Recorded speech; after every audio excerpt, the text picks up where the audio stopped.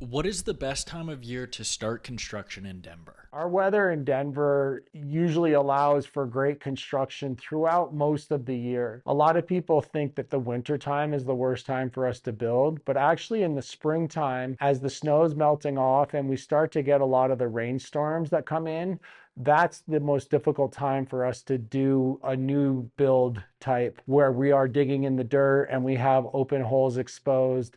When the moisture comes into that. In Denver, we have an item in our soil called bentonite, and this is very expansive and contracts a lot depending on how much moisture is in it.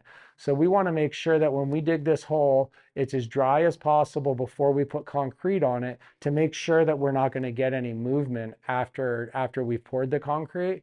Therefore, that makes the wet season very difficult for us to open a hole and do concrete. It's not to say we can't do it in the springtime. We just have to be a lot more prepared and keeping a good eye on the weather. But the rest of the year is great here in Denver. We might have some snow. We can shovel it off or move it out of the way and continue on with our day.